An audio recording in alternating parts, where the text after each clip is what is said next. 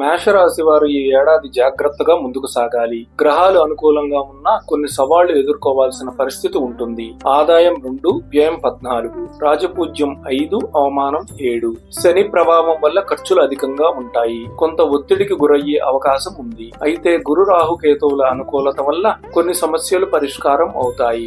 ఆర్థికంగా కొన్ని సవాళ్లు ఎదురైనా మే 18 వరకు గురుబలం ఉంటుంది. ఈ కాలంలో ఆస్తి కొనుగోళ్లు, ఆదాయ వృద్ధి అవకాశాలు ఉన్నాయి. కుటుంబంలో శుభకార్యాలు, సంతాన సుఖం కనిపిస్తున్నాయి. కానీ శని ప్రభావాన్ని తప్పించుకోవాలంటే జాగ్రత్తగా వ్యవహరించాలి. ఉద్యోగ వ్యాపారాలు, ఉద్యోగస్తులకు పదోన్నతులు, బదిలీలు వచ్చే అవకాశం ఉంది. వ్యాపారస్తులకు అనుకోని లాభాలు ఉంటాయి. కానీ మధ్యలో కొన్ని ఆటంకాలు వస్తాయి. పెట్టుబడుల విషయంలో ధైర్యంగా ముందుకు వెళ్ళవచ్చు.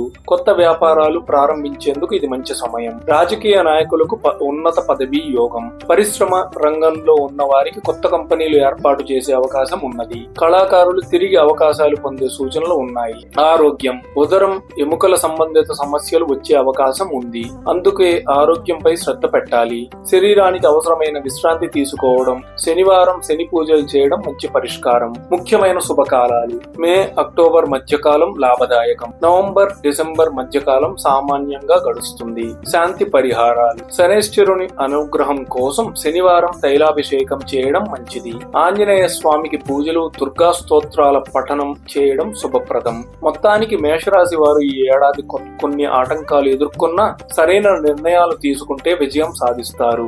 జాగ్రత్తగా వ్యవహరించండి. మీ అదృష్టాన్ని మీరే మలుచుకోండి. జయ శ్రీ